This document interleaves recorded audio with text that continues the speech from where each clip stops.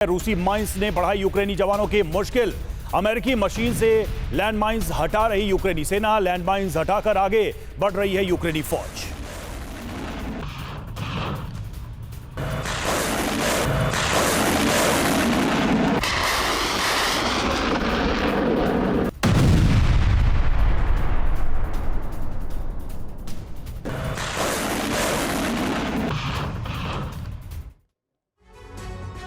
और इन सब के बीच सवाल यह है कि यूक्रेन ने रूस के जिस बेस पर हमला किया वो सफल कैसे हुआ। इसको लेकर कई सारी थ्योरी सामने आई हैं। पहली थ्योरी के मुताबिक रूस में विनाश करने के लिए अमेरिका ने यूक्रेन को सीक्रेट तरीके से ATACMS मिसाइलें दे दी। अब यूक्रेन रूसी बेस को इन्हीं मिसाइलों से टारगेट करेगा। दूसरी थ्योरी ऐलान कर रही है कि अमेरिका ने रूसी एयर डिफेंस सिस्टम S-400 को हैक कर लिया, इसी के बाद यूक्रेन का हमला सफल हो पाया। दावा यह भी किया जा रहा है कि रूस के एयर डिफेंस सिस्टम से छेड़छाड़ की गई। यह छेड़छाड़ अमेरिका ने किया। चौथी थ्योरी कहती है अमेरिका इलेक्ट्रॉनिक वॉरफेयर के लिए यूक्रेनी धरती को टेस्टिंग ग्राउंड के तौर पर इस्तेमाल कर रहा है। अमेरिका ने पहली बार इलेक्ट्रॉनिक वॉरफेयर का इस्तेमाल कर रूस से पैट्रियट का बदला लिया है। पांचवी और आखिरी थ्योरी के जरिए दावा किया जा रहा है कि यूक्रेन ने रूसी बेस को डिप्लीटेड यूरेनियम वॉरहेड से टारगेट किया। तो सवाल यही है कि अब रूस का क्या होगा, रूस अगला एक्शन क्या लेगा, रूस का अगला कदम क्या होगा, पुतिन इसका इंतकाम कैसे लेंगे।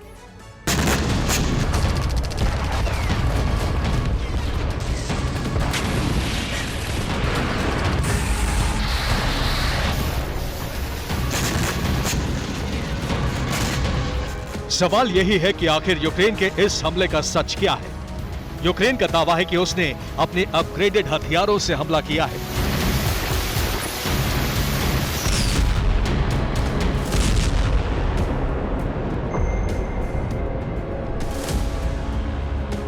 यूक्रेनी राष्ट्रपति वोलोदिमीर ज़ेलेंस्की के सलाहकार मिखाइल पोदोल्याक ने कहा है कि यूक्रेनी फोर्स क्रीमिया पर अपने खुद के बनाए हथियारों से हमले कर रही है।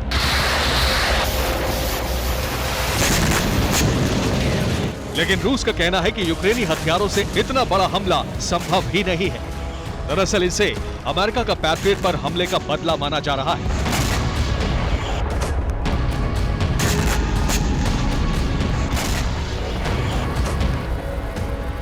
दावा किया जा रहा है कि अमेरिका इलेक्ट्रॉनिक वॉरफेयर सिस्टम के जरिए इन हमलों को अंजाम दे रहा है। दावा यह भी है कि अमेरिका ने यूक्रेन को सीक्रेट तरीके से ATACMS मिसाइलों की खेप दे दी है।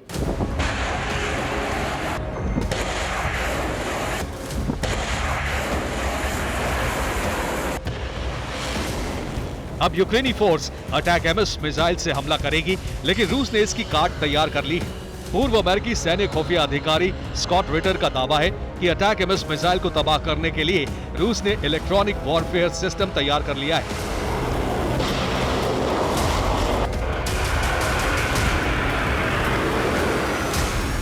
Institute for the study of war यानी ISW ने यूक्रेन के हमले को लेकर एक सनसनीखेज रिपोर्ट जारी की है। ISW की इस रिपोर्ट के मुताबिक रूस का एयर डिफेंस सिस्टम फेल हुआ, तभी यूक्रेन का क्रीमिया पर हमला सफल हुआ।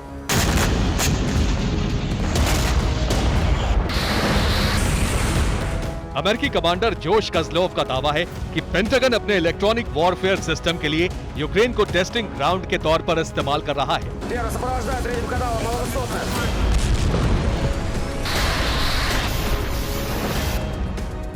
बहुत संभावना है कि अमेरिका ने अपने इसी प्रयोग के तहत रूसी एयर डिफेंस सिस्टम को हैक किया हो, जिसका नतीजा यह हुआ कि यूक्रेन के लगातार 2 बड़े हमले कामयाब हो गए।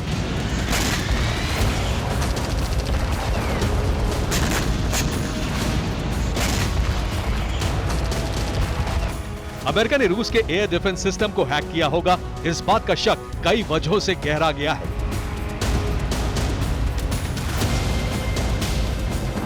तस्वीरों से साफ है कि हमला बड़े वॉरहेड से हुआ। यूक्रेन के जखीरे में ऐसी कोई मिसाइल नहीं है। S-400 छोटे से छोटे ड्रोन को भी डिटेक्ट कर लेता है। अगर ये हैक नहीं हुआ होता तो मिसाइल को इंटरसेप्ट कर लेता। डिफेंस सिस्टम में नोटिंग नहीं आई है। हमले से 60 मिनट पहले तक की लॉग शीट मौजूद ही नहीं है। अमेरिका इलेक्ट्रॉनिक वॉरफेयर की टेस्टिंग की तैयारी में काफी दिनों से है। अमेरिकी जनरल जोश कज़लोव का दावा है कि पैट्रियट ध्वस्त होने के बाद से ही अमेरिका तैयारी कर रहा था। जिस जगह वॉरहेड गिरा है वहां लोहा मौजूद था जो हमले के बाद पिघल गया।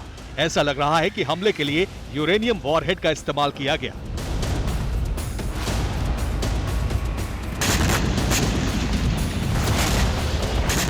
जाहिर है रूसी धरती पर जो हमला हुआ है उससे युद्ध 180 डिग्री बदल सकता है। पुतिन अमेरिका, ब्रिटेन, पोलैंड और जर्मनी पर एक साथ परमाणु प्रहार कर सकते हैं।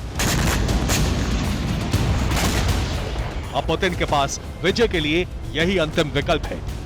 Bureau report, TV9 Bharatvarsh.